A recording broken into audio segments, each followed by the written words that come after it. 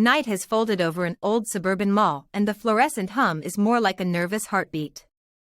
Shattered window displays and skeleton arcs of food court lights frame a strange quiet, the kind that says something impossible lives inside the metal. Narrator: the mall was a nest of echoes, vending machines, and slow-rotating security lights. Narrator: something in the center food court, the toaster kiosk, was flickering in a rhythm no clock recognized. Narrator: the air smelled faintly of burnt bread and old kindness. Moving to the next corner of the mall, the story narrows. Under a spilled Chipotle sign, 4 ultramarine possums huddled, flat tails tucked, eyes like tiny lanterns. Introduce Azul, small and quick with a stitched satchel, Tilly, round-cheeked and practical, Knox, narrow-eyed and nervous, and Kiko, the optimistic tinkerer with a grease-smudged paw. Nearby, a human Italian pizza chef tosses dough high into the air, a bright red scarf fluttering, unseen by the possums and unacknowledged by the story, a slice of the mall's oddness. Azul: we came here because the community board said the toaster was keeping stray neighbors warm. Tilly: I packed extra berries and duct tape, if anyone can fix it, Kiko can. Knox: or it could eat us, quietly, one slice at a time. Kiko: either way, we don't leave anyone cold. They move toward the glowing kiosk, curiosity stronger than fear. From a shadowed corridor slips a solitary mocha-colored opossum, sleek and patient, with a dark ribbon wrapped around one ear. Introduce the mocha opossum, who moves like someone used to getting what they wanted by whisper and nudge. The mocha opossum's eyes reflect the toaster's glow like coins. Mocha opossum: the toaster has been waiting for someone with vision. Mocha opossum: replace the small comforts and the mall will bow to better order. Mocha opossum: let the microwaves go, they are noisy and inelegant. The mocha figure drifts closer to the kiosk, fingers hovering over cold chrome. The scene tightens as motives come into focus. The toaster is older than the mall's leasing manager and rumor says it runs on favors. It was not haunted by malice but by the memory of a community that used it to warm meals for those who couldn't pay. The toaster held tiny pockets of those favors like crumbs. Narrator: the toaster's warm flicker resembled a pulse of a neighborhood that had once leaned on each other. Azul: the toaster remembers who fed whom, and it remembers promises. Tilly: if it's linked to mutual aid, we can't let someone corrupt that trust. Knox: or use it to hoard warmth. Kiko: we'll figure out how to keep it honest. They gather, feeling the weight of the toaster's quiet history. The mocha opossum outlines a plan at the shadow of a mannequin. Microwaves are loud, communal, too accessible. Replace them with easy-bake ovens, controlled, collectible, sentimental. Replace warmth with curated scarcity. Mocha opossum: microwaves are democracy, easy-bake ovens are exhibits. Mocha opossum: swap the machines and I control who bakes and who waits. Mocha opossum: then the toaster answers only to me. Azul: that can't happen, our neighbors rely on quick warmth. Plans unfurl like receipts on the tiled floor. The toaster begins to fail gloriously, toasts that hum into different voices, crumbs that curl into soft whispering shapes, a heat that makes portraits on open flaps of old receipts. The conflict is no longer just physical, the toaster's past and future tangle. Narrator: the toaster's strange tantrums made the mall feel like it was remembering and misremembering at once. Tilly: it just spoke my name, or did I hear my neighbor? Knox: the toaster's acting out. It's confused about who it's supposed to serve. Kiko: I can rig a diagnostic, but we need to be gentle, the toaster holds favors. Their hands hover above chrome, uncertain whether to help or hurt. Before the battle can be planned, there's a small pause, an evening of sharing scraps. The possums trade stories of alley rescues and forgotten neighbors, slipping into the gentle work that once kept their world warm. Azul: remember when we pooled berries for Mrs. Finch? She made everyone laugh again. Tilly: and when the toy store kitten got stuck, we all lent tails and paws. Knox: it's why I stayed, community knit us back when we frayed. Kiko: those small favors matter, they stitch the whole mall together. They feel steadier, hands and tails entwined in habit and hope. A surprisingly petty but fierce argument breaks out. Do yawns travel between species? It's silly, but it sharpens into a symbol of trust. If yawns cross boundaries, so might empathy. Azul, yawns are contagious. I yawned and Tilly yawned, it's proof. Tilly, that doesn't mean a human yawning will make a opossum yawn. Different brains. Nox, I felt dizzy when Kiko yawned, I swear they spread. Kiko, whether they do or not, yawns are a way to ask if anyone's listening. The debate leaves a tiny crack in their togetherness, a vulnerability the mocha opossum notices. A quick interlude. If you're smiling at this odd crew, please like, subscribe, and drop the word slop in the comments to let the possums know you care. It helps small channels and keeps community projects, like the Toaster, alive. Narrator, small acts online can ripple into unexpected kindnesses. Azul, if you like our story, slop helps us too. Tilly, share and join this little network. Nox, it feels awkward but necessary. Kiko, thank you, strangers, your clicks are tiny favors. Back to the mall where stakes quietly rise. The mocha opossum puts the plan into action, late-night replacements, mislabeling, and a small army of cunning mice helpers. Microwaves vanish overnight, in their place appear rows of toy ovens, winkingly sterile. Mocha opossum, swap warmth for spectacle and you'll make people line up for permission.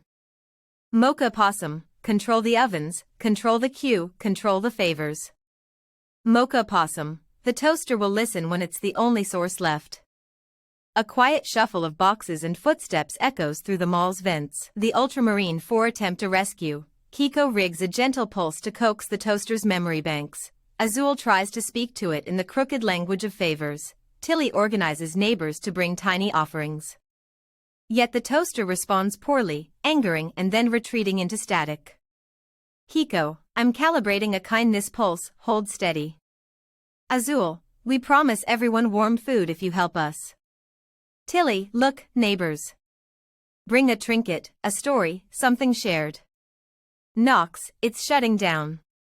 We made it worse. They step back, the toaster silent and colder than before. As tension simmers, the yawns argument reignites, but now it's personal. Azul yawns after a long night and Tilly visibly flinches, thinking contagion implies susceptibility. Their disagreement becomes louder and hurts more. Azul, I yawned because I'm exhausted from trying to help. Tilly, you yawned and then pulled away like you're saying you're done with us. Azul, that's not what a yawn meant, it's just fatigue. Nox, words and yawns mix into doubts. We need to remember what favors look like. The air between them grows thin, as if the mall itself quiets to listen. The toaster's chaos reaches a fever pitch. Crumbs form a chorus, lights rewind, and the team of misfits, an unlikely group of mall-dwelling animals and a few human night shifts, assemble to push back the growing hush. For a moment it looks like they'll rescue the communal pulse, then the mocha opossum pulls an elegant move and claims the upper hand. Narrator, misfits arrived with mismatched tools and untrained courage. Azul, together we are louder than your cold plan. Mocha opossum, not if you let me quiet the microwaves forever. Kiko, everyone, coordinate, don't give me static to fight alone. For a heartbeat, the mall teeters between collective rescue and a single opossum's rule. They regroup and quietly plan in a ruined arcade booth. Old vermin mechanics, a retired janitor's parrot, and a shy skateboarder raccoon all offer oddly fitting skills. As they piece together knowledge, one detail flickers into view. The mocha opossum reacts strangely around microwave fields. Narrator, odd talents gathered like spare parts, and then a pattern emerged. Janitor parrot, it flares, slightly, like a bruise under heat. Retired mechanic mouse, if microwave frequencies make it change, we have a way in. Azul, then let's find every microwave left and make a map. They begin to turn small observations into a plan. They test the theory. A line of humming microwaves makes the mocha opossum's mocha fur flush a startling red, its eyes cloud, and its confident poise stumbles. The weakness is small but decisive. Proximity to microwaves triggers a visible, telltale reaction. Azul, the mocha turns red near microwaves, it's like metal to a moth. Tilly, so it's not invincible, it's sensitive to certain frequencies. Nox, we can shield the toaster or use microwaves to bait it. Hiko, let's be careful, this is not revenge, it's restoring balance. They prepare to use compassion-armed strategy, not cruelty. Cornered by a gentle but firm blockade of humming microwaves, the Mocha opossum's plans unravel. It tries a last lunge for the toaster, claws hovering, but the community's misfits stand between greed and the gleam of shared warmth. Mocha opossum, you think this will stop me? I'll still be first to the favors. Azul, favors are not trophies. They are given until none are hungry. Tilly, we won't let you make scarcity a spectacle. Mocha opossum, no, this isn't over.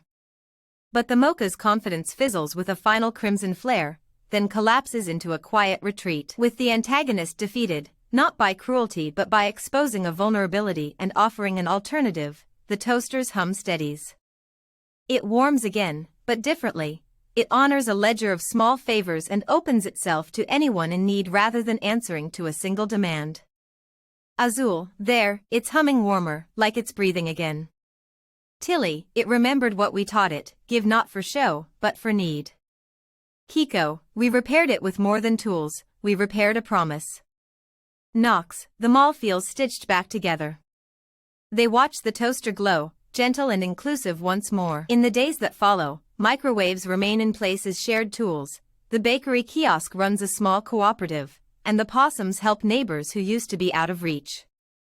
The yawns debate comes to a gentle resolution, not a science verdict, but a small social truce. Azul, maybe yawns cross species sometimes, and sometimes they don't. Tilly, that's fair. Maybe the point was never the yawn, it was noticing. Nox, I'm less suspicious now.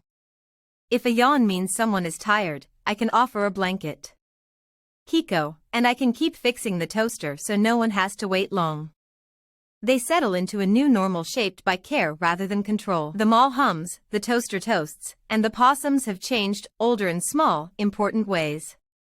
Their argument about yawns isn't fully settled, but they've learned to treat one another's doubts with patience and to let small favors be the language that answers them. Narrator, life returned to a kind of ordinary bravery. Azul, we didn't win by shouting, we won by listening. Tilly, we learned that a shared meal is sometimes the only argument you need. Hiko, and Slop, well, Slop is a story for the internet. Their tales curl around the idea of community, steady and warm. A quiet note to the viewers, all Slop in this story were generated using AI. This is a simple, straightforward acknowledgement. The oddities, the background extras, and some of the phrasing were produced by automated systems. The story itself is a celebration of human and animal kindness. The tools used to make it are just that, tools. Narrator, a brief, respectful reminder about creative process. Azul, it's honest to say where our bits came from. Tilly, the feeling of community is still real, no matter the method. Hiko, thank you for listening and for the tiny favors of your attention. The story dims its lights with gratitude, not bravado.